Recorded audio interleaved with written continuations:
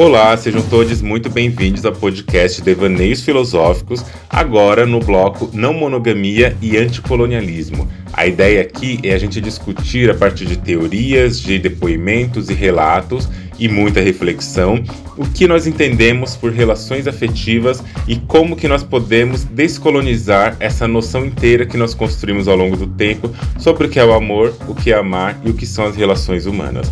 Vem comigo que temos muita coisa interessante para falar. Você já parou para pensar?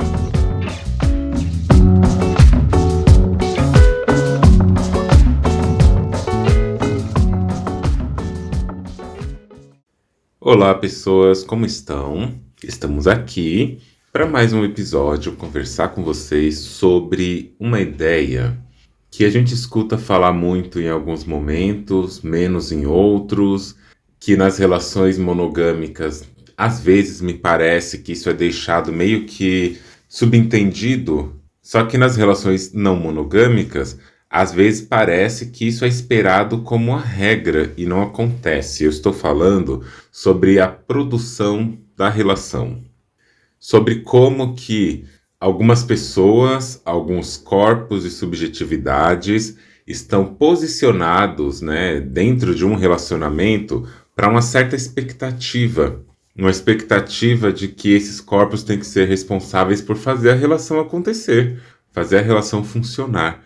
E para a gente poder falar disso, hoje eu trouxe um depoimento aqui enviado para a gente no podcast Devaneios Filosóficos e eu vou trazer a fala de uma pessoa que gravou um áudio para colocar aqui e vou colocar para vocês escutarem na íntegra o áudio e depois eu vou tecer comentários para a gente começar a refletir dentro do que eu considero aqui na ideia de não monogamia, como que as relações são feitas e mantidas. Mas aí eu já chamo a atenção para vocês que relação não é só afetivo sexual, né?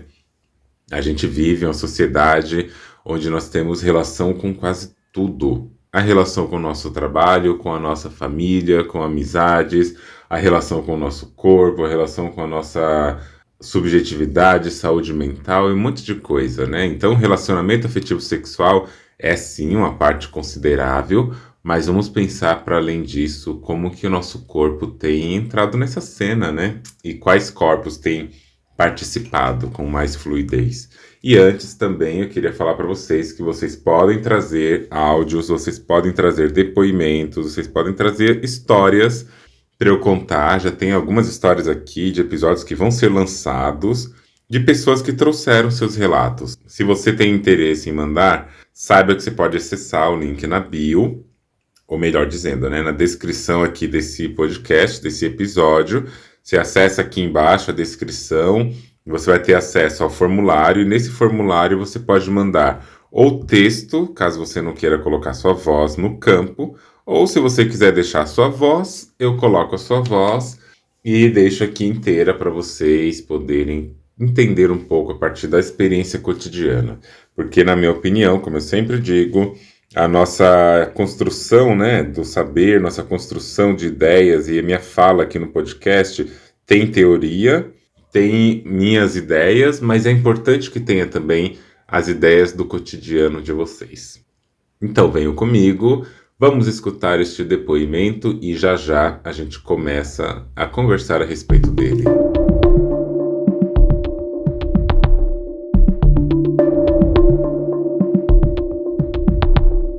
Eu sou uma mulher negra, eu tenho cabelos cacheados, olhos castanhos escuros, sou uma mulher alta, uma mulher magra e moro aqui no sul do Brasil.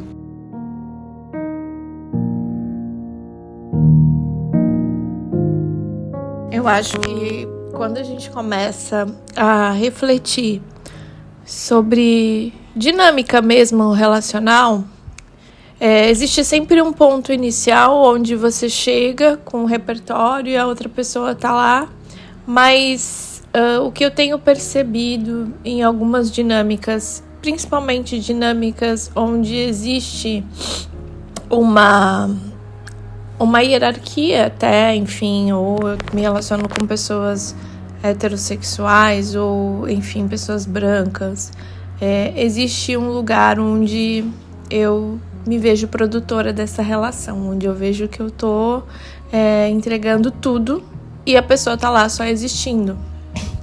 E aí me lembra muito quando o Bell Hooks traz essa questão do amor é ação.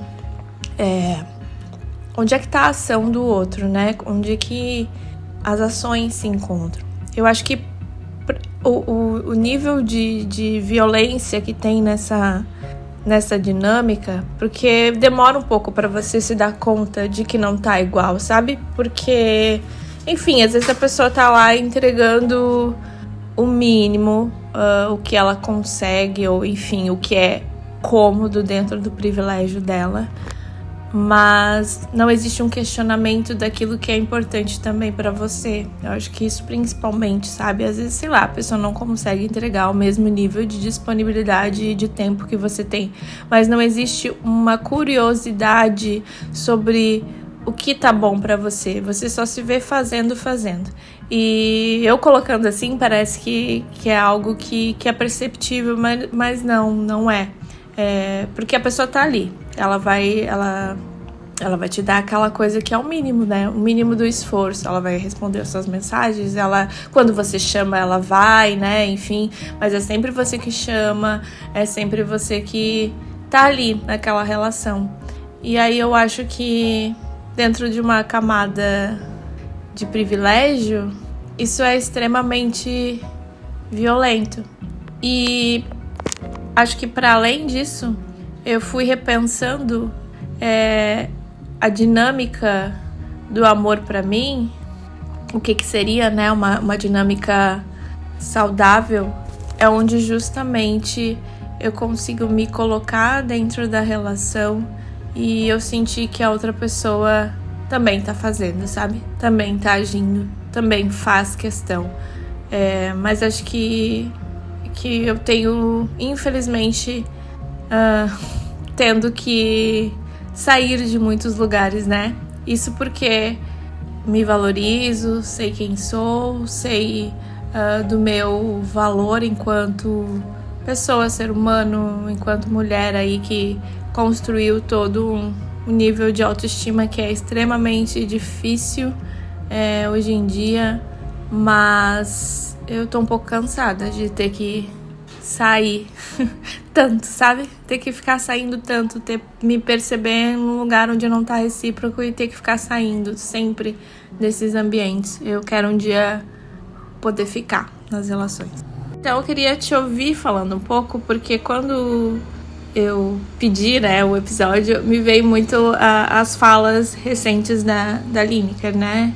Que é uma mulher negra e que se vê muitas vezes dentro desse lugar, mas que fez um álbum todo sobre um auto-amor muito importante.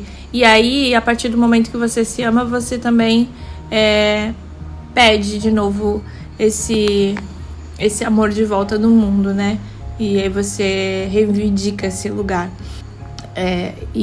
Mas só que muitas vezes é lido como um amor romântico ou uma coisa, né? Eu quero que alguém faça por mim. Eu acho que tem algumas camadas aí, principalmente para os nossos corpos, né? Porque a gente demorou tanto para se amar, para aprender a se amar. A gente foi ensinado tanto a se odiar que eu acho que o que a gente tá exigindo é até o mínimo, sabe? É até o mínimo. Então, queria te ouvir falando um pouco sobre isso. Obrigada pelo acolhimento dessas questões.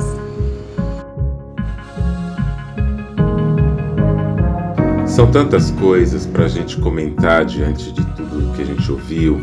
E depois eu vou trazer um áudio também da gata canceriana Lineker para a gente conversar aqui. Mas eu começaria, né, com algumas provocações acerca do que é isso chamado de produção da relação. Eu concordo plenamente com esse lugar onde foi colocado, né, onde ela colocou de que existe um lugar de desigualdade na relação, existe esse lugar da hierarquia dentro da relação. E, inclusive, falar de hierarquia e prioridade em relações não monogâmicas, e aqui, de novo, não relação não monogâmica no plano do afeto sexual, mas em qualquer sentido, né? É uma coisa que geralmente divide as pessoas, porque as pessoas, de modo geral, que estão trabalhando não monogamia, falando de não monogamia, etc., são pessoas tão românticas que às vezes eu me pergunto de que elas estão falando. Aí é o que dá nome para o primeiro episódio que abre esse bloco de não monogamia aqui no podcast, né, Devaneios Filosóficos, que é o nome do episódio é De que não monogamia estamos falando? Porque justamente quando a gente está falando de hierarquia, as pessoas acreditam no seu mundo de cristal, de fantasia e de ilusão, que a gente está falando de uma hierarquia que nós, com as nossas próprias mãos, produzimos dentro da relação e que a gente vai colocando hierarquicamente um afeto em relação ao outro. E de fato, gente, isso acontece mesmo. E eu não sei, eu não acho que é bacana mesmo quando essa hierarquia baseada no autoritarismo, na autoridade, na violência exista. Só que existe um outro campo que ultrapassa o limite da pessoa, ultrapassa o limite da escolha da pessoa em si, que é o âmbito social também. No âmbito social, se você está numa relação heterossexual, onde tem a cis-heteronormatividade, um homem e uma mulher, a hierarquia social ela está colocada, o gênero está hierarquizado. Se você está colocando numa relação onde é uma pessoa branca, independentemente de ser uma pessoa negra ou trans, ou independentemente de ser uma pessoa cis ou trans, uma pessoa gorda ou magra, etc., o fato de ter a diferença da raça entre uma pessoa branca e uma pessoa negra, uma pessoa amarela e uma pessoa negra, uma pessoa branca e amarela e junto com a pessoa indígena e negra, e assim por diante, várias combinações, né? A raça, ela, a partir do racismo, ela é uma hierarquia social. E se existe essa hierarquia social, a gente precisa entender que a gente tem que abrir o nosso pensamento, abrir a possibilidade de uma escuta e de uma percepção de que algumas hierarquias são maiores do que a gente consegue imaginar. E o que isso quer dizer? Isso quer dizer que a gente vai, então, se contentar e aceitar que a hierarquia existe, não tem nada mais que eu possa fazer, porque é isso mesmo, a hierarquia está aí, está dada, não posso mexer nisso? Não. É sobre como vai falar, por exemplo, Josephine Apracu no seu livro Hiato e Amor, por que a desigualdade social nos separa e como nos reencontramos. E aí, nesse livro... Josephine vai conversar muito, e eu acho que é um livro muito interessante, publicado pela editora Malê. Eu posso deixar o link aqui para vocês conhecerem o livro na descrição. Inclusive, eu participei da mesa de lançamento aqui no Brasil, porque Josephine é afro-alemã e veio para o Brasil recentemente, né? E eu participei da mesa de lançamento junto com ela e tal. Mas o que eu falo desse livro é que ele vai mostrar ali que toda relação ela pode ter uma hierarquia, uma desigualdade, ela pode ter uma discriminação dentro da relação. E a ideia é que a gente observando isso, essa presença quase inevitável, e aí depois, em outro momento, a gente discute por que ela é quase inevitável, né, em outro episódio.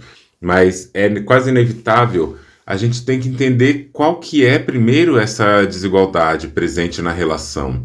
Qual que é esse ponto de desequilíbrio nessa relação e o que nós podemos fazer com isso e se nós podemos fazer algo com isso. Por que eu trago logo isso no começo?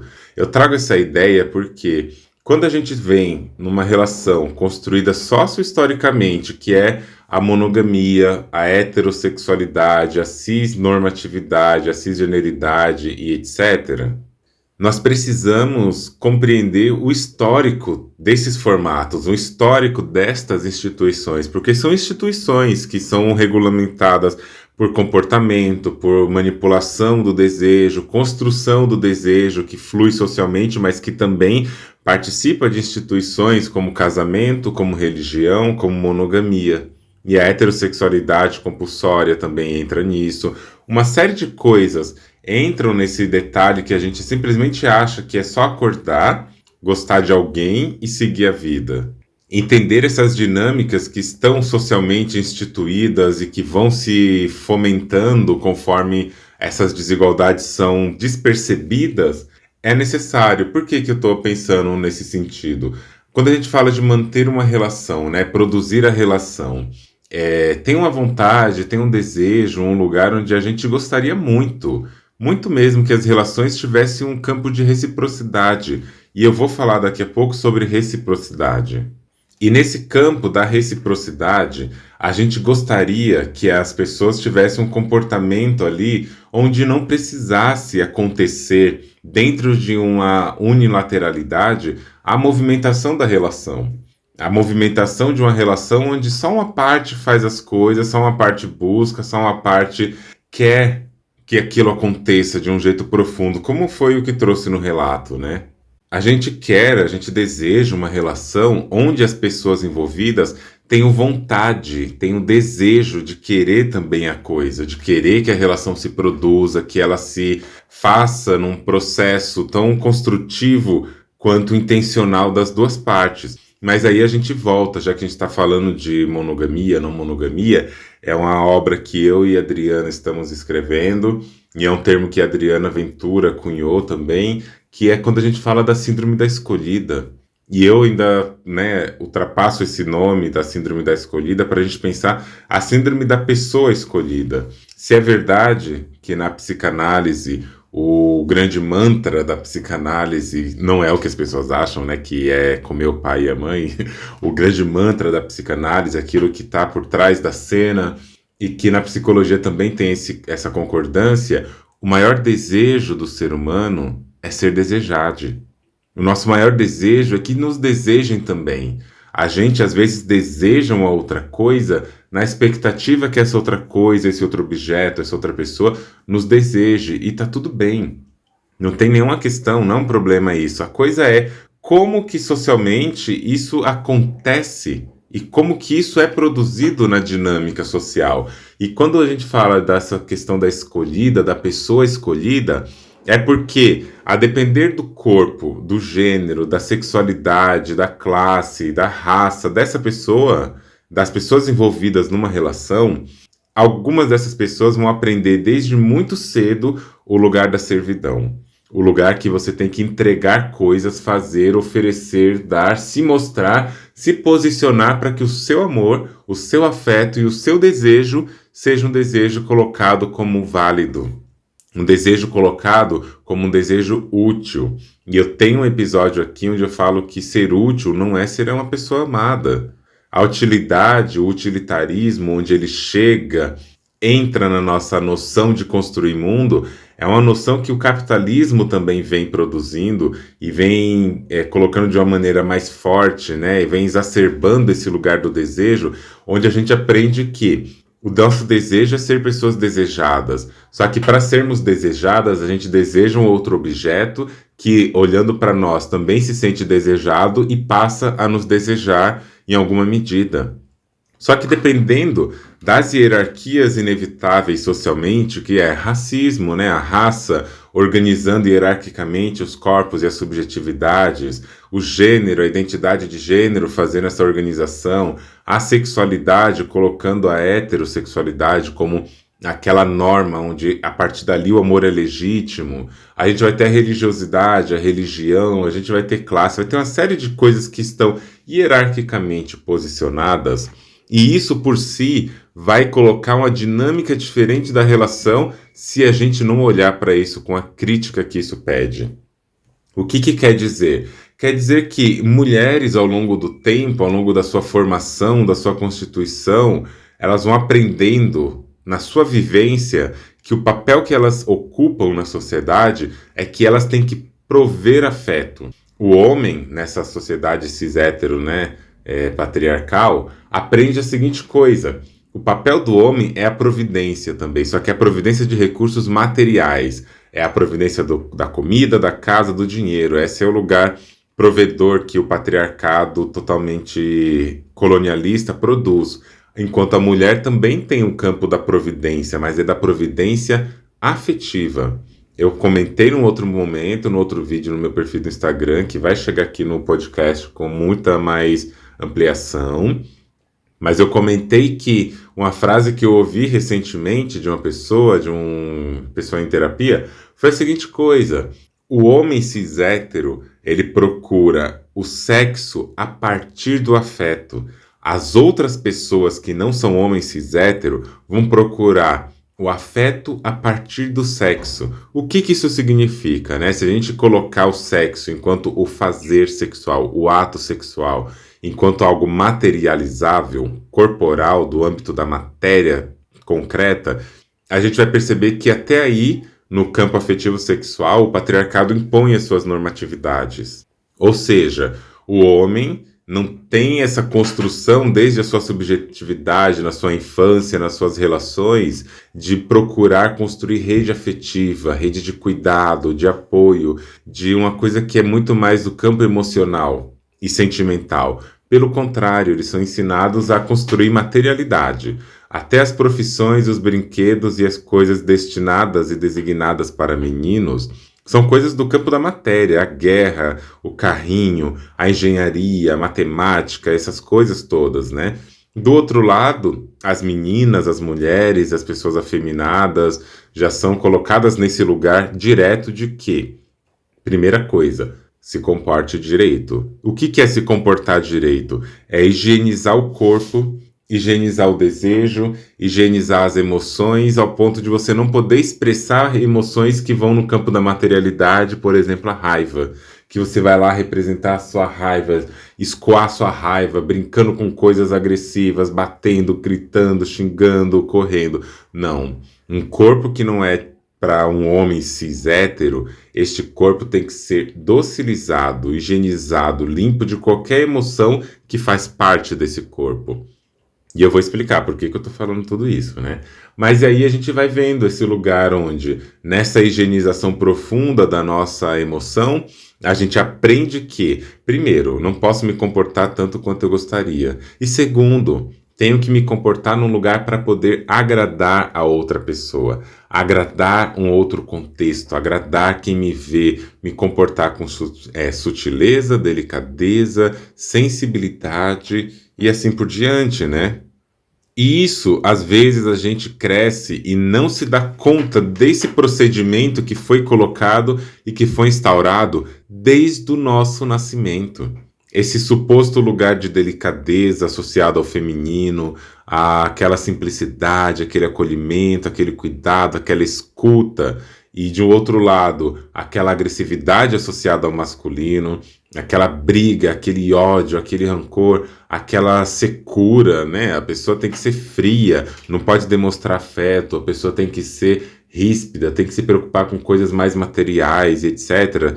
Tudo isso designado ao masculino, essa polarização, essa dicotomia entre o homem de um lado, a mulher do outro, instituem o que a gente chama de cis-heteronormatividade. E a cis-heteronormatividade vai constituir o nosso modo de amar e desejar no mundo. A gente não está descolada do mundo, a gente não está separadas da coisa que acontece na vida, e às vezes não perceber isso é até melhor, porque aí quando a gente está falando de relacionamentos, de socialização, a gente vai se dando conta imediatamente de quem vai ser designado em cada relação dentro dos papéis sociais de gênero para que seja uma pessoa que tenha que ser escolhida para ser a pessoa amada e aquela pessoa que pode escolher. Só que aí tem uma coisa, se você vai ser a pessoa escolhida de um lado e de outro lado tem alguém que escolhe, aqui a gente já tem a desigualdade.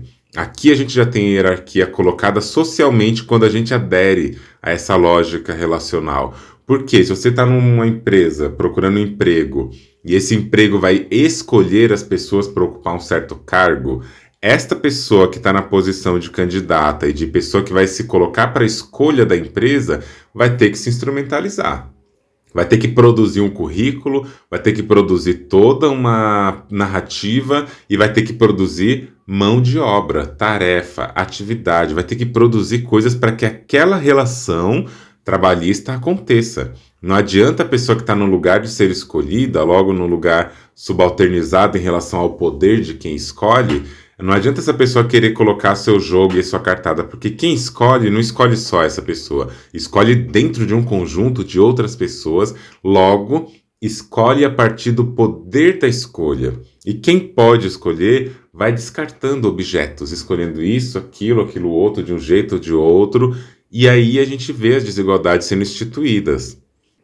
E o grande ponto é que, em geral, se a gente não questiona os formatos de relacionamentos que a gente tem na nossa sociedade, a gente só embarca nisso, seja monogâmicos ou não monogâmicos os formatos. A gente embarca nisso acreditando fielmente que a gente precisa fazer o máximo possível para aquela pessoa que está com a gente ali na nossa proposta de relação nos escolha e nos escolha para sempre. E aí você repara como que isso, e eu falo isso em outros trabalhos, né?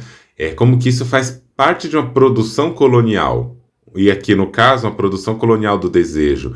Uma das coisas que a produção colonial vai fazer é colocar uma pessoa que está no direito de colonizar, vai instituir esse direito, e do outro lado vai colocar aquela pessoa instituída no lugar de colonizada. O que isso produz no fundo, né? O que isso fala no fundo sobre esse posicionamento da relação? Fala que dentro da colonização afetiva, nós vamos precisar invadir um território, né? O ser colonizador vai invadir um território afetivo, vai chegar naquele território, vai expropriar, vai explorar os recursos, vai querer servidão, vai querer que as pessoas atendam seus desejos. Só que para isso, lentamente tem a higienização do desejo. Lentamente tem a higienização da escolha, a higienização da vontade, da emoção e de tudo que pode acontecer, ao ponto das pessoas acharem que é natural se comportar daquele jeito.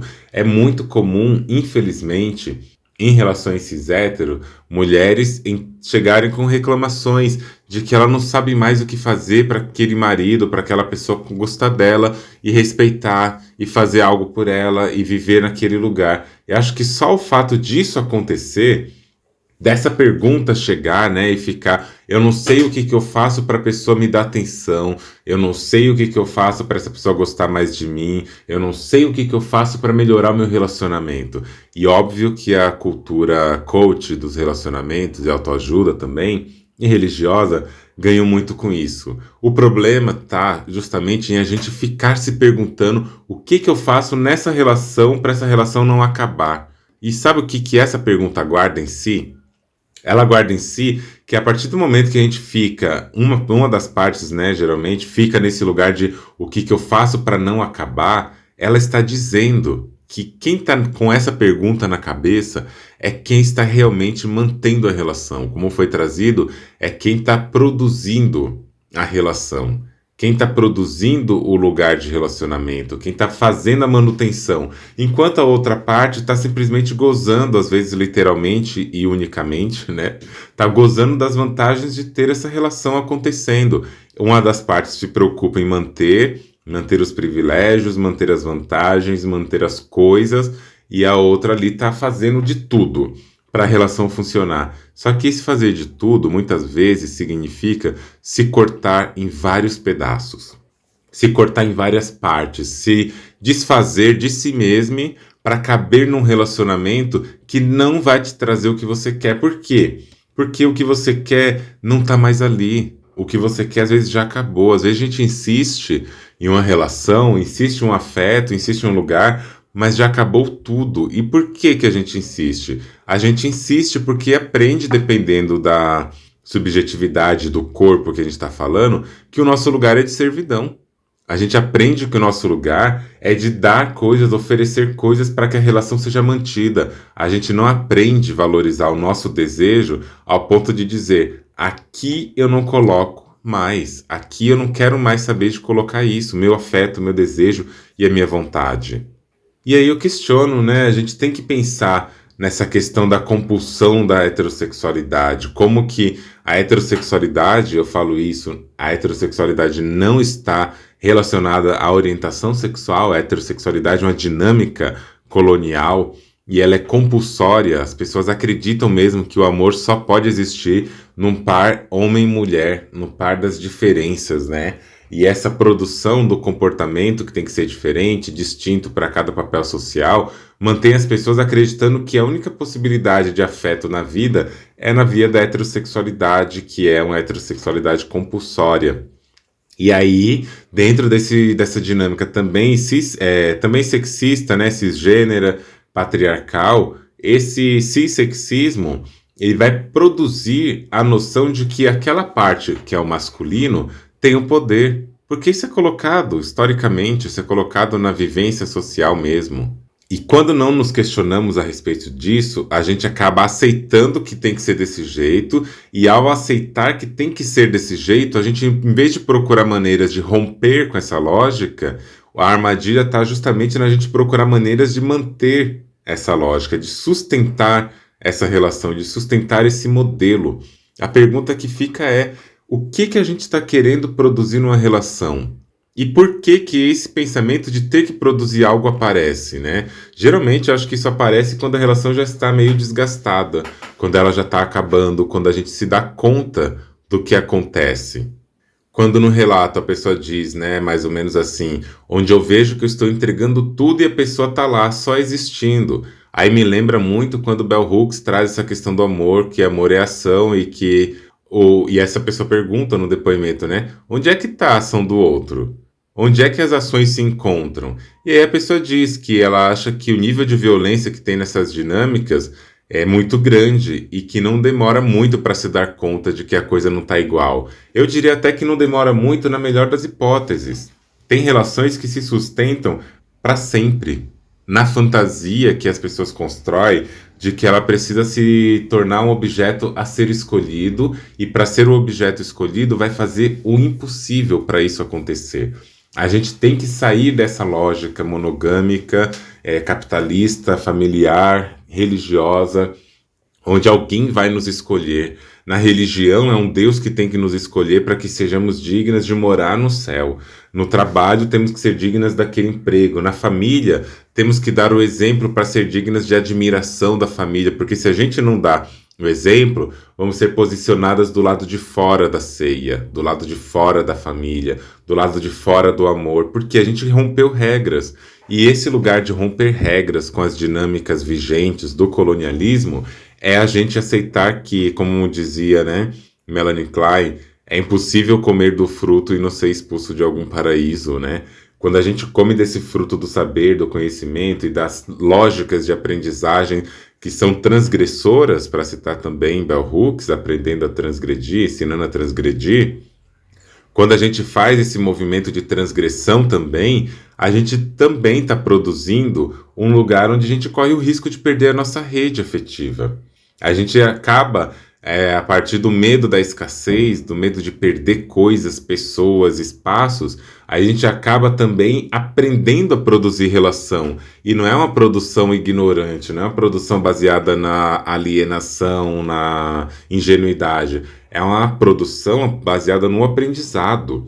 As pessoas negras, mulheres negras, pessoas trans, travestis, transmasque e pessoas não binárias, que são pessoas que não se encaixam no modelo de expectativa de gênero que é pressuposto pela cis-heterossexualidade, pela cis-heteronormatividade. Essas pessoas que transitam entre um outro universo de desejo, de gênero, de amor, que tem as suas particularidades, suas singularidades, são pessoas que a cis-heteronormatividade vai olhar como corpos estranhos. E esses corpos estranhos vão ter cada vez menos, nesse sistema, né, mais normativo, acesso e condição plena de exercer o seu afeto, o seu desejo, a sua vontade. E por quê? Porque se exercem do jeito que desejam, até mesmo pessoas de sexualidades dissidentes, que não são heterossexuais, são pessoas que vão perder espaço e rede e afeto. Na hora que começa a perder muito e a pessoa começa a não se questionar do sistema, mas começa a se culpar, porque a culpa é um outro elemento social, o que essa pessoa tende a fazer? Essa pessoa tende a buscar cada vez mais um encaixe, um enquadramento, porque ela quer ter afeto, ela quer ser desejada. E nesse desejo de ser desejada, essa pessoa acaba produzindo toda uma dinâmica de chegar na relação e de fazer a relação acontecer, porque não pode perder. E aí tem aquela coisa triste, péssima, que é pelo menos. Ai, pelo menos a pessoa não faz isso comigo. Ai, pelo menos a pessoa lava a louça. Pelo menos a pessoa manda mensagem. Eu já vi isso, sabe, gente? Pelo menos a pessoa manda mensagem todos os dias falando oi, como você está.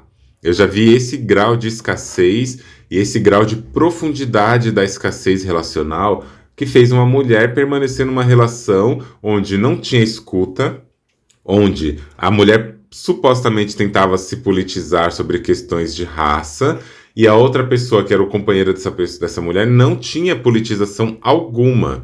E a pessoa ia se contentando com essa falta, que fazia falta para ela, ia se contentando com isso nas desculpas de que, ai, pelo menos a pessoa fala oi comigo, pelo menos a pessoa pergunta como eu estou, e aí a gente pode escalonar para lugares piores, que é pelo menos a pessoa não me bate. Grita comigo, me desrespeita, mas pelo menos não me bate. O que é isso, se não um grau de aceitação com medo da perda, com medo da escassez, e um lugar de aceitação que vai produzir a relação para que a relação continue? Gente, eu ia parar de gravar até sair o som, mas o som não quer sair não. Olha a música que tá tocando agora.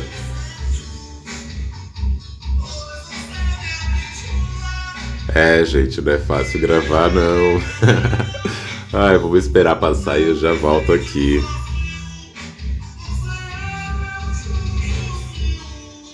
E aí a gente vai gravando. Vamos lá, né?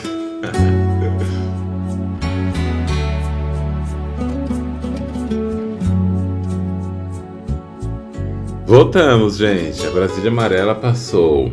Mas aí a gente fica olhando, né? De novo, retomando, quando a gente fala da culpa, quando a gente fala do pelo menos e tudo isso. Essas são dinâmicas que estão por trás da cena, por trás do olhar, para a gente pensar como que a gente é ensinado desde muito cedo, a depender do corpo que a gente ocupa, qual é o lugar também na relação que a gente ocupa. E esse posicionamento de produzir relação, de ter que fazer o máximo para a relação não acabar, isso é jogado nas costas de pessoas que não são os homens cis héteros normativos. Não são eles. Isso entra na lógica onde pessoas como mulheres, pessoas trans, pessoas negras, pessoas gordas, pessoas com deficiência, neurodivergente, que são posicionadas na hierarquia social, num lugar abaixo de quem tem o poder e a dominação, essas são as pessoas que vão ser instruídas a aprender a fazer diferente e a fazer a relação funcionar. E isso a gente precisa observar. Não que eu estou dizendo, olha, não se relacione com pessoas brancas, cisgêneras e etc. Eu estou dizendo que se você achar que não dá, não faça mesmo, né? Mas eu estou dizendo que ao entrar numa relação assim, ao entrar numa relação heterossexual, nós temos que saber como essa relação funciona para que a gente consiga chegar com posicionamentos. Essa ruptura, essa descolonização dos afetos, ela não é simples e gratuita, né? Ela não vai acontecer assim, sem que a gente perca nada, infelizmente. Então, se a gente quer entrar numa relação hétero, uma relação com pessoas brancas, uma relação com pessoas cisgêneras, a gente sabendo dessas desigualdades, dessas hierarquias, a gente vai colocar o nosso limite. E vai colocar a nossa exigência também, porque nós precisamos aprender a exigir, aprender a desejar, aprender a fazer também o que nós acreditamos que seja bom. Porque senão a gente vai acabar se conformando com essas noções e ao se conformar com essas noções nós vamos aprender que não tem o que ser feito, não dá para mudar, não dá para a gente ficar pedindo muito, senão a pessoa vai embora. Foda-se, vai embora mesmo, vai pro inferno essa pessoa. Manda embora, porque é difícil, óbvio que é difícil, né? Nesse lugar que a gente tá pensando a relação, que a gente tá pensando o nosso desejo, e esse desejo muito baseado na escassez, a gente quer um dengo, a gente quer um afago, a gente quer um afeto, a gente quer uma rede, a gente quer um emprego, a gente às vezes quer uma família. E aí, perder isso tudo é doloroso, lidar com esse luto, lidar com essa perda, com esse vazio que vai ser produzido, né, na nossa vivência, é difícil. E eu não tô aqui para dizer que é fácil, só que a gente também precisa perceber que é justamente nesse componente da dificuldade, da escassez e da perda que o colonialismo opera. O colonialismo produz a escassez para que a gente se acomode ou para que a gente se torne refém dela. E é esse o grande perigo, a gente acreditar que o nosso papel é aquele papel que a gente deve ocupar porque disseram que é assim. E não é assim. Porque quando a gente normaliza esse lugar do privilégio, das vantagens e das diferenças na relação, a gente também acaba dando para a pessoa que tem mais privilégios o lugar onde ela pode continuar fazendo tudo que ela sempre fez, na mediocridade que ela sempre fez, na hipocrisia dessa pessoa. E a partir daí a gente começa simplesmente não fazendo nenhum movimento de saída porque a gente quer produzir uma relação boa, só que aquela pessoa está sentada nos privilégios dela, a pessoa está cômoda dentro do que é um privilégio, não tem um questionamento dela sobre como que ela também pode olhar essa relação para que essa relação seja uma relação equânime, não uma relação igual. As pessoas não têm que ser tratadas igualmente, porque são necessidades diferentes. Uma pessoa negra não tem que ser tratada igualmente com uma pessoa branca, porque o que é um afeto de uma pessoa negra não é o mesmo de uma pessoa branca. O que o mundo olha, como o mundo olha e trata uma pessoa negra, não é igual o mundo trata uma pessoa branca e uma pessoa amarela. Não é do mesmo jeito. E essas pessoas têm que entender que a gente não quer ser tratada igual, a gente quer ser tratada com respeito e a dignidade que nós merecemos. O mundo nunca vai tratar uma mulher, uma travesti, uma pessoa transmasculina, uma pessoa não binária, do mesmo jeito que trata um homem cis hétero. Nunca vai tratar. Por que a gente acha que a relação a gente vai fazer essa igualdade? Não é sobre igualdade. É sobre a gente respeitar que existem diferenças e que aí sim, os desejos têm que ser respeitados proporcionalmente igualmente. Os desejos têm que ser respeitados para que eles fluam dentro de uma igualdade. Aí sim. E é isso que eu chamo de equanimidade, né? Não sei nem se existe essa palavra. Que é a gente conseguir olhar para as pessoas e falar, não, você tem direito de desejar, e o seu desejo também ele tem direito de fluir, suas vontades, suas inquietações. Porque senão aí vai ficar um outro lado da relação, que é esse lado privilegiado, que também, como foi dito no depoimento, onde não existe uma curiosidade sobre o que é aquele outro ser. Por que que não existe uma curiosidade? Porque vai se produzindo uma lógica quase de uma capitania hereditária, onde a gente chega num território que já é parte nosso e ali é nossa possessão.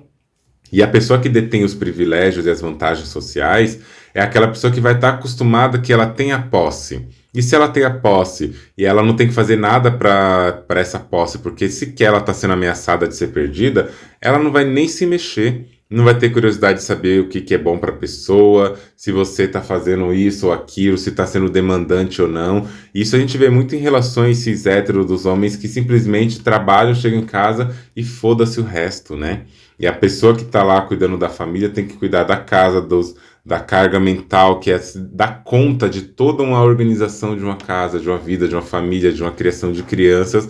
E o peste, o merda, tá lá só fazendo a sua vida acontecer, sem nenhum esforço. Aí quando muito, ajuda em alguma coisa, ajuda a limpar uma casa, ajuda a fazer uma faxina, sei lá, uma faxinona na casa, troca o lixo, joga o lixo lá fora, paga uma conta aqui além daquela que está acostumado a pagar, e isso se torna o auge. Isso se torna uau, a pessoa está fazendo, não, a pessoa está fazendo o dever dela. Além do que é dever, o que está sendo feito? Porque essa pessoa que produz a relação está produzindo além do que é o dever. Está produzindo além do que é dela. Está produzindo um lugar onde ela tem que garantir que vai ser a pessoa escolhida até o final. E esse é o grande problema, né, dessa produção. E é uma violência profunda. É uma violência muito grande, porque quando a gente se coloca nesse lugar de produzir relações, a gente também se coloca nesse lugar de se invisibilizar para nós mesmos e de se apagar na própria relação, porque a gente está preocupado com a manutenção da ordem, a gente está preocupado com a lógica da relação ser boa, bonita e confortável, mas confortável para quem? Bonita para quem? Boa em que sentido? E é uma coisa que às vezes a gente realmente não percebe, a gente não se dá conta se a gente não se questiona. É muito fácil a gente entrar numa relação e a partir de pequenas mudancinhas a gente começar ocupando esse lugar de providência, esse lugar de produção exacerbada da relação e fazer de tudo para que ela dê certo. E aí Algumas pessoas ainda caem numa armadilha que é a seguinte coisa: eu vou fazer o máximo possível, do melhor jeito possível, vou acreditar que eu gosto disso, e essa pessoa começa a providenciar coisas também na relação. Eu já vi também relações muito desiguais entre pessoas que acabam por ocupar um lugar socialmente hierarquicamente inferior à outra parte, por exemplo, uma mulher em relação a uma mulher cis em relação a uma pessoa trans, e uma mulher cis em relação a um homem cis. Essa pessoa começa a fazer de tudo naquela relação, num lugar que a providência também é uma ferramenta para a manutenção daquela relação. A providência é uma ferramenta para manter a relação de que sentido? A pessoa faz tudo por você. Compra coisa, te dá presentes, te leva para jantar, te dá uma atenção que é simplesmente te ouvir sem te interromper, mas não necessariamente ela está te escutando. É uma pessoa que não grita com você, que pelo menos não te bate, pelo menos não te xinga, e a pessoa faz de tudo naquele lugar supostamente romântico e ela te dá tudo. Ela te dá tudo que você gostaria no plano material. E ela te faz isso num lugar mais de um controle, no lugar de uma manutenção dessa ordem, no lugar de uma manutenção da sua presença na relação. E quando a gente acredita que o material dá conta de tudo, porque esse meu penúltimo episódio foi de que o amor não é suficiente, aí tem gente que acredita já que o suporte material é tudo. Por quê? Porque olha para essas pessoas e fala, a pessoa tá fazendo do jeito que ela pode, aquela palhaçada, né, das 5 linguagens do amor, que eu também tenho episódio sobre isso. E aí as pessoas vão falando, é o jeito da pessoa demonstrar amor, é o jeito da pessoa demonstrar afeto, é o jeito da pessoa fazer o que ela quer. Mas você, esse jeito da pessoa, que pode ser o jeito da pessoa mesmo, pode ser algo que ela produziu e é o jeito que ela é para sempre, não vai mudar, na pior das hipóteses não vai mudar, mas é para você isso? O que te disse que você é obrigado a aceitar esse comportamento? Porque aí é o grande perigo das relações contemporâneas, né? Que já vem de muitos séculos essa produção, mas que hoje em dia, nesse suposto neoliberalismo, a gente acha que o direito da pessoa ser quem ela é deve ser respeitado até o ponto que nos ultrapassa a nossa vivência, nosso limite. Por exemplo, você se relaciona com uma pessoa que é fria, que é uma pessoa que não demonstra afeto por você, mas que te dá tudo. E não te bate.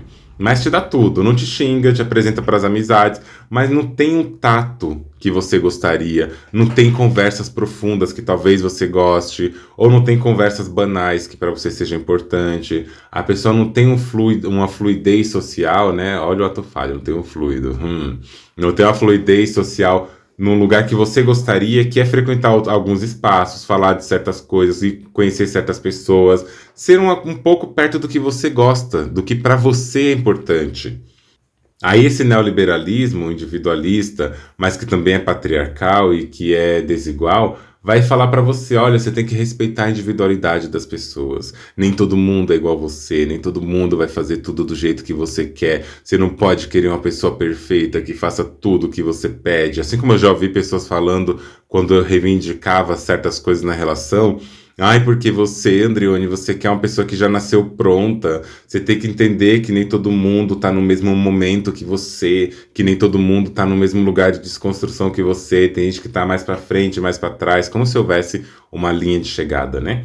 Mas essa coisa, essa falácia de que nós temos que nos contentar com o lugar que a pessoa está, porque ninguém nasce pronto. E é fato. Ninguém nasce sabendo de tudo, eu não nasci sabendo o que eu sei hoje, e eu espero que amanhã e depois eu saiba mais coisas do que eu sei. Só que a gente não pode cair nesse lugar para, uma vez caindo nele, se contentar com o que as pessoas podem oferecer. Às vezes a pessoa só te oferece migalhas. Às vezes a pessoa só te oferece opressão, só te oferece um rebaixamento, não reconhece o que você faz, não reconhece o seu lugar na relação, não reconhece nada que você faz, e aí você tem que aceitar isso porque as pessoas são diferentes. Essa lógica de ter que aceitar isso passa pela lógica de querer ser uma pessoa escolhida e passa pela lógica de produzir relação, porque se deixar a outra pessoa não está produzindo. Então, assim, né? A gente tá falando, a gente quer esse lugar da produção do relacionamento, a gente quer esse lugar da produção do desejo, a gente quer que a outra pessoa também faça parte dela, a gente tem que entender se o relacionamento que a gente quer construir deixar ele acontecer do jeito que cada pessoa pode ser. Você fazendo o que você considera justo, a pessoa fazendo o que ela considera justo, a relação vai se encontrar? Será que a gente está preparado para lidar com a frustração que vai ser o dia que você parar de produzir a relação e essa relação acabar? Porque esse é um outro ponto, né? Às vezes a gente se acostuma tanto nesse lugar da produção da relação que a gente não para de produzir, não porque a gente não quer, às vezes a gente está esgotada. Às vezes a gente não quer mais aquilo mesmo. Só que se você parar de produzir, a relação acaba. E se ela acabar, você vai ter que lidar com a perda e a frustração. Você está realmente disponível para esse lugar? Você está realmente disponível e disposto a viver esse lugar da frustração? Será que o que faz essa manutenção da produção da relação unilateral não é justamente o medo de parar de fazer isso e a relação acabar? Quantas vezes eu já ouvi as pessoas falando, não, eu não posso parar de fazer isso, porque se parar de fazer isso, aí o relacionamento acaba, né? Alguém tem que fazer alguma coisa, mas esse alguém é sempre uma pessoa só. É sempre uma pessoa única. É sempre uma pessoa que tem que fazer tudo sozinha, o tempo todo, todas as coisas. E aí a pergunta fica, e a pergunta honesta, a gente saberia lidar com a relação nesse lugar de não produzir mais a relação e saber que essa relação corre o risco de acabar? Porque aí eu tô falando de uma relação que já existe. Só que quando a gente tem esse olhar de que a gente não tem que ser produtora de relação, produtor de relação, a gente não tem que ocupar esse espaço de obrigatoriedade, a gente entra em outras relações colocando nossos limites, entendendo, e isso é importante, entendendo os nossos limites. E aí também no depoimento, a pessoa trouxe um trecho, né, falando de um vídeo de Lineker. E aí eu quero colocar o áudio desse vídeo, que Lineker vai falar uma coisa super interessante, que eu acho muito legal para a gente pensar esse tema aqui. E depois eu vou encaminhar com um texto que eu quero ler para vocês, que eu escrevi. Por mais que a gente tente na teimosia, a gente sabe quando uma pessoa não tá 100% conectada com a gente. E aí eu sinto que algumas relações que eu vivi, eu tinha a sensação que eu amava mais a pessoa, ou que eu tava mais disponível, e a pessoa ela, disposta, e a pessoa ela gostava de se relacionar não com o meu 100%, mas tinha uma coisa do hype, que ela era mais apaixonada. Fala, gente, eu tô fazendo isso, aquilo outro, quem é que tá fazendo por mim? Quem é que tá me amando reciprocamente? Quem é que tá olhando pra mim na minha subjetividade? Quem é que não tá preocupada com o mítico ou com o igão, mas tá vendo assim o CPF? Não o CNPJ, mas o CPF. Quem é que tá ali, tipo, quando você tá na sua cama não querendo levantar? Quem é que tá com você quando você tá na baixa? Eu sempre me vi, dentro das minhas relações, quase como uma produtora da relação. Fazendo acontecer, sempre chamando. Vamos aí, o que você quer fazer? Vamos ter um lugar. Então eu quis mudar assim a minha ótica dessa cantora romântica que eu sempre sou, mas desse ponto de vista de eu não tô mais com a autoestima lá embaixo. Agora eu quero saber quem é que vai fazer por mim. Isso não significa que eu tô me achando, não significa arrogância, não significa egocentrismo, mas é de fato, quando é que a gente vai ter um equilíbrio? E aí você vai ser 50-50 e não mais 200% e 10%. Muito.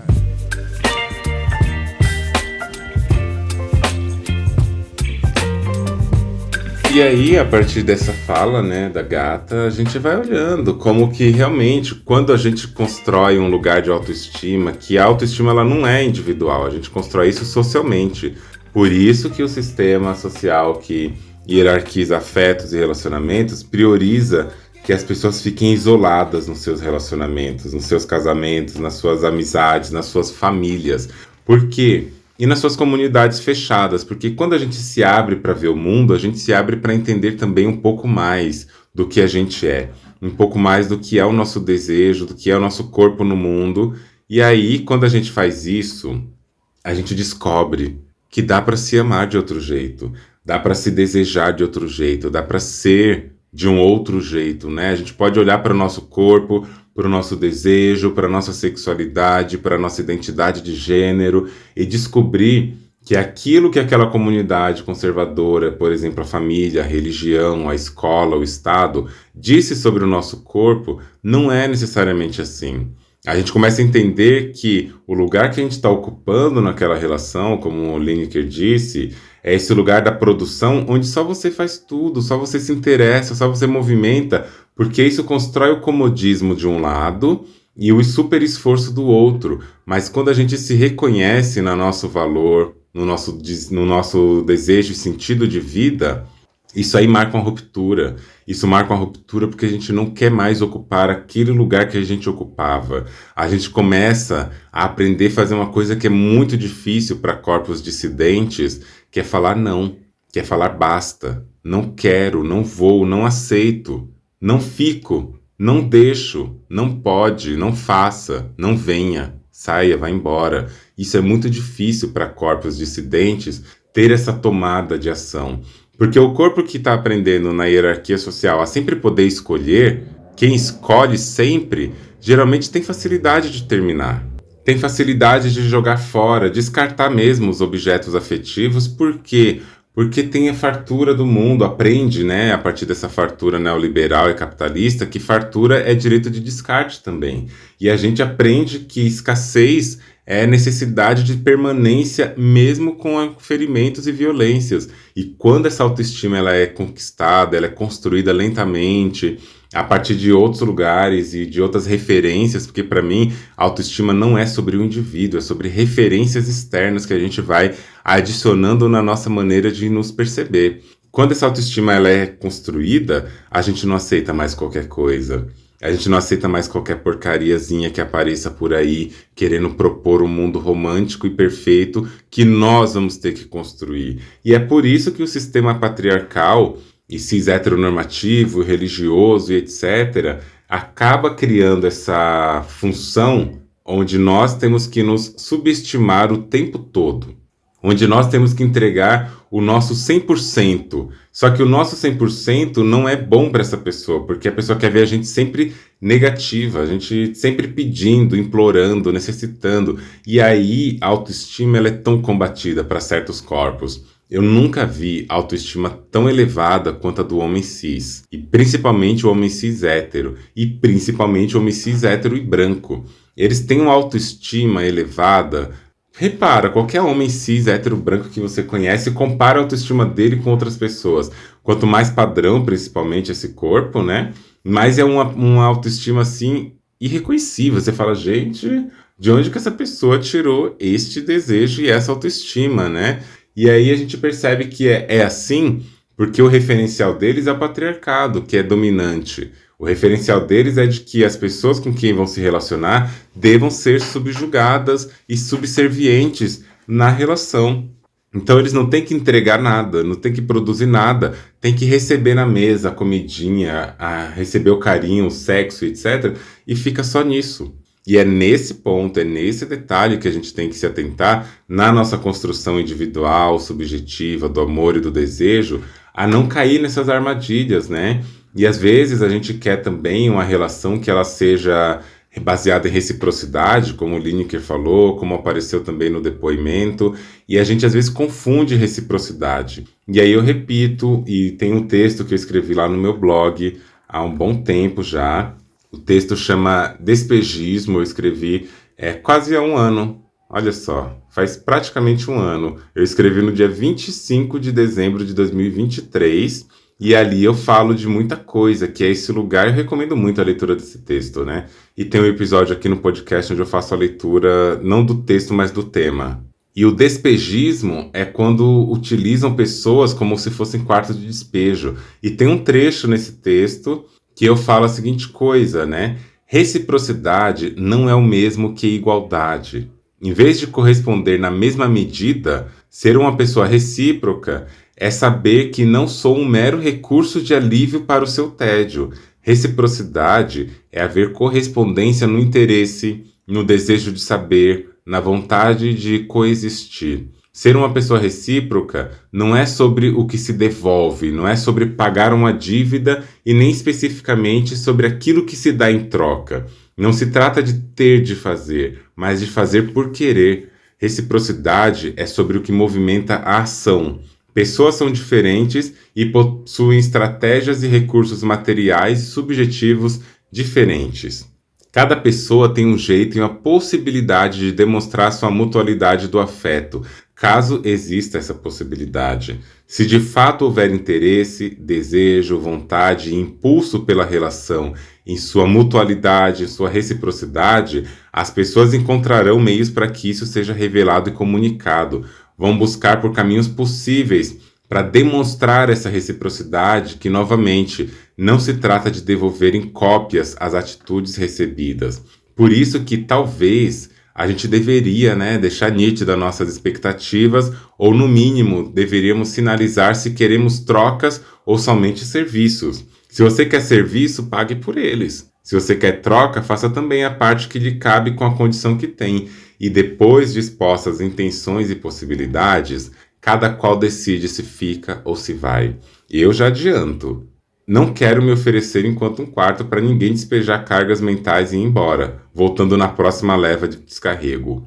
E aí eu vou falando nesse texto, tem mais um monte de coisa que eu converso ali, Mas para deixar aqui evidente essa ideia de que a gente precisa saber também o que a gente quer na relação, o que a gente está produzindo, o que a gente está desejando, qual que é a nossa vontade, qual que é o seu desejo, qual que é a coisa que te faz pulsar, o que você realmente gostaria numa relação que está para além desse lugar de desigualdade, da hierarquia. O que faz os seus olhos brilharem num relacionamento, numa pessoa, e que você tem aceitado muito menos que isso só pelo medo de ficar só? Se fala muito, da solidão da mulher negra, da solidão da travesti, só que essa solidão é geralmente baseada na falta de homem, na falta de um homem para poder suprir necessidades, e aí de novo a gente coloca o afeto inteiro, o desejo inteiro nas costas do homem, ou seja, no poder do homem.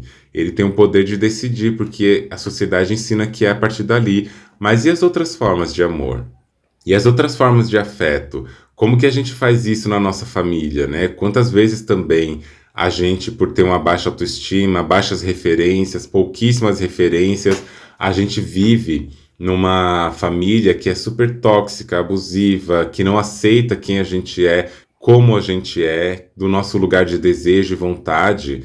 E aí, por não saber distinguir o que é nosso, o que não é, o que a gente quer ou não, a gente acredita que tem que ser recíproca. Por quê? A família te dá espaço, lar, comida, e a gente acha que ser recíproca é a gente fazer algo que mantém esse lugar intacto. E aí, para manter o lugar intacto, a gente começa a produzir relação, porque família também é um lugar super tóxico, baseado em hierarquias quase inegociáveis, que são essas hierarquias do pacto sanguíneo.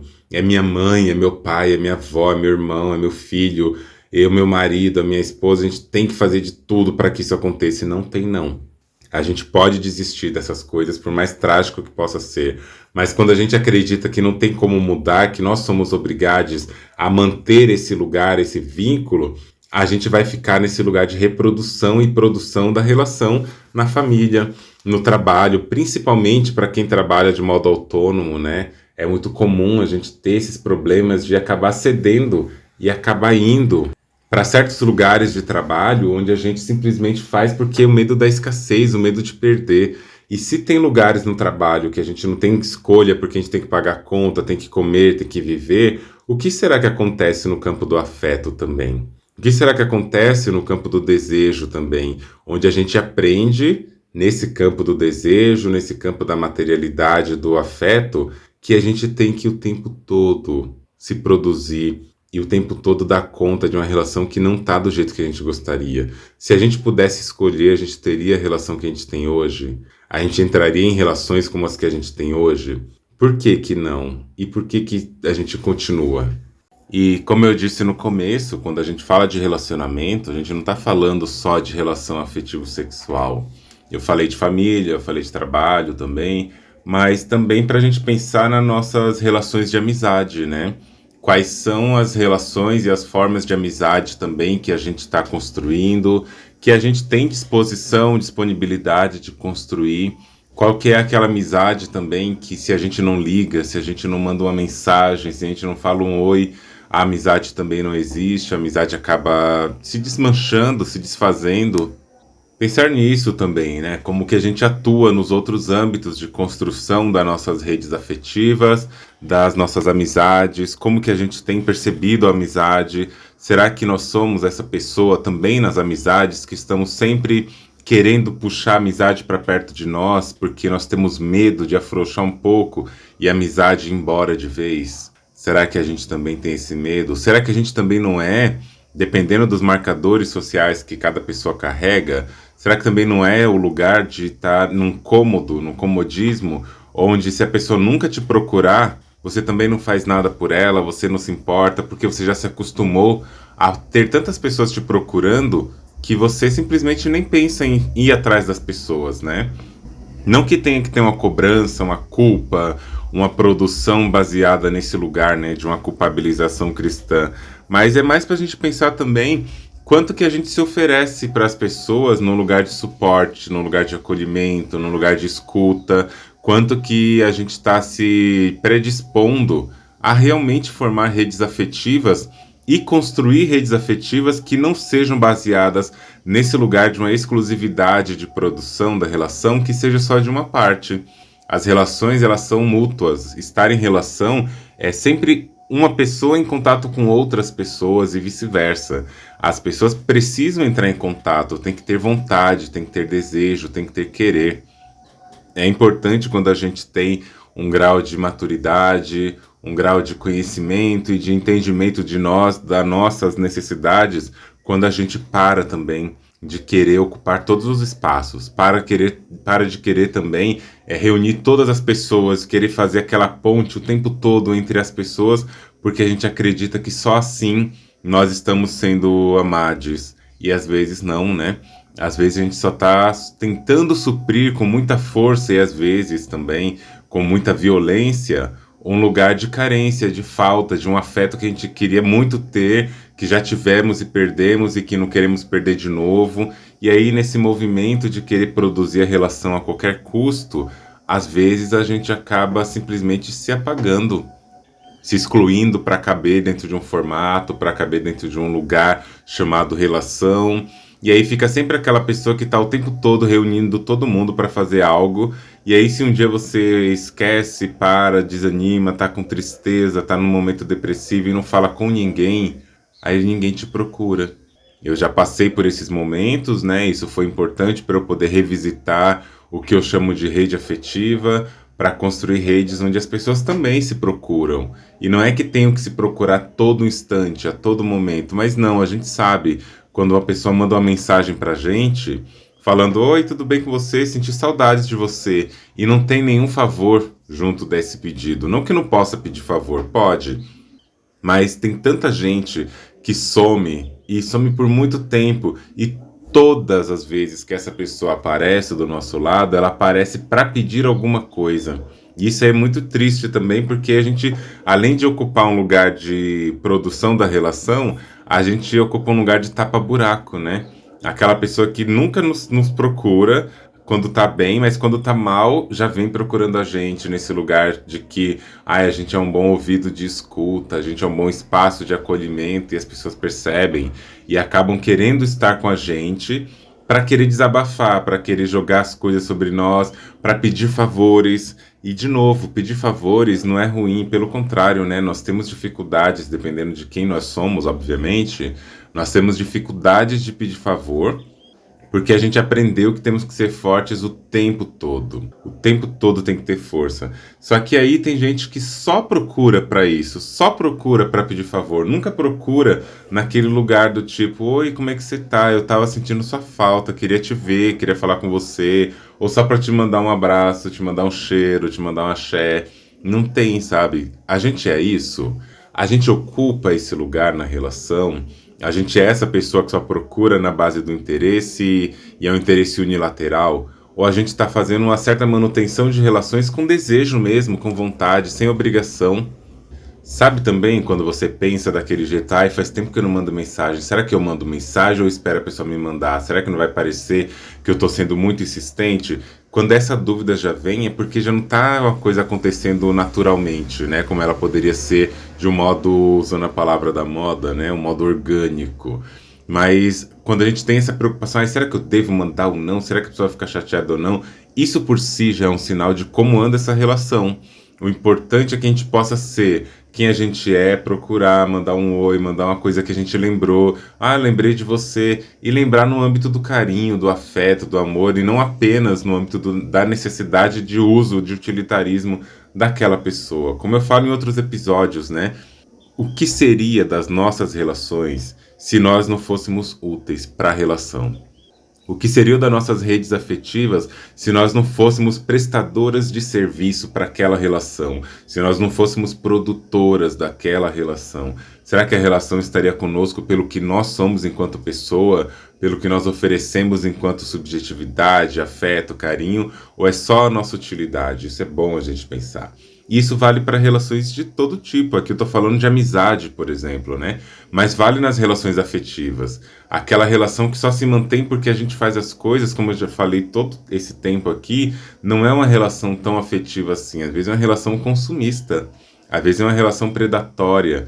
E isso carrega consigo violências, dores. Então é importante a gente aprender a se amar. É importante a gente aprender que o amor ele está construído na rede, não é uma coisa que a gente constrói isoladamente num quarto sem ninguém.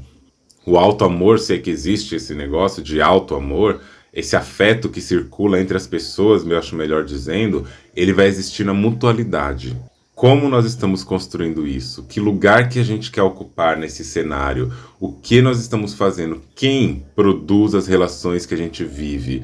É só a gente? É só você? É só outra parte? Ou é um conjunto baseado em vontades, desejos, interesses?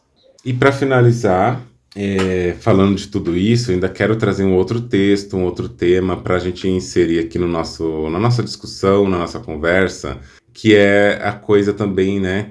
A gente tem que se amar, só que o amor ele não vem só, ele vem construído no social. E aí foi quando eu escrevi um texto que se chama Eu Te Amo, Mas Não Esquecerei de Mim. E aí eu fiz um texto bem longo e eu até publiquei ele no meu Instagram várias vezes. E aí eu falo a seguinte coisa na legenda desse texto. Amar a si é saber amar as outras pessoas. Quando não sabemos isso, nos perdemos, nos prendemos na ideia de que amor é fusão e ao fundir subjetividades criamos inverdades. Fundimos os afetos, confundimos os nossos tetos. Esperamos a recíproca esplêndida e perdemos a chance de uma vida autêntica, nem no espelho a imagem é idêntica. Ao te amar, preciso de me lembrar. Se quero ser para você, preciso também ser para mim. Se quero que você seja para mim, você precisa ser para você. O ponto é amar, não moldar. O desejo é ser, não é ter nem dominar. Eu te amo, mas não me esqueço de quem eu sou. Eu te quero, mas não exijo que fique onde estou.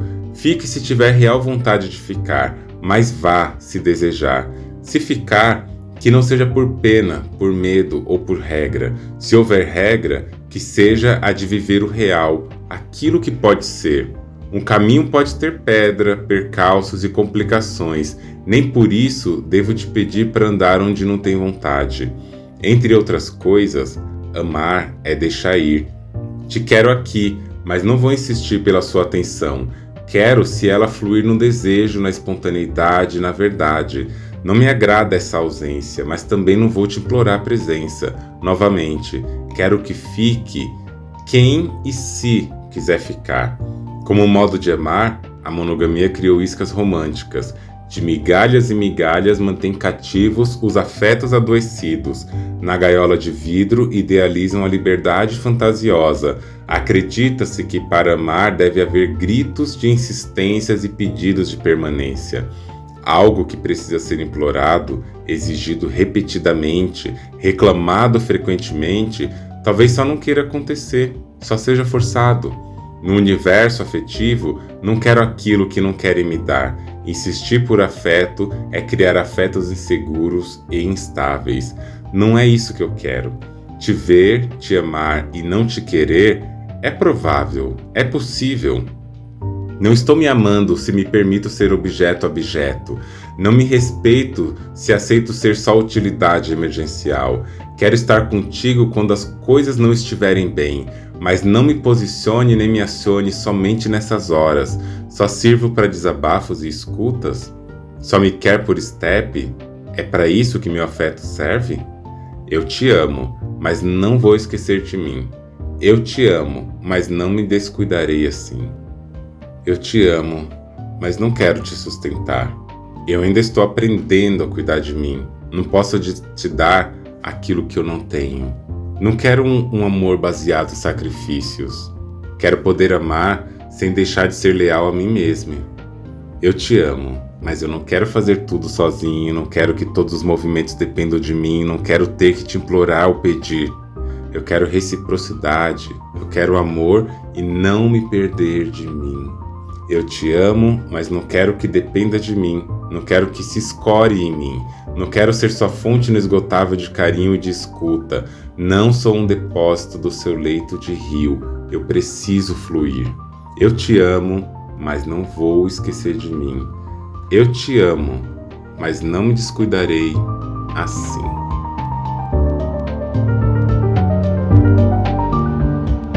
Você já parou para pensar? Então é isso, minha gente. Ficamos por aqui.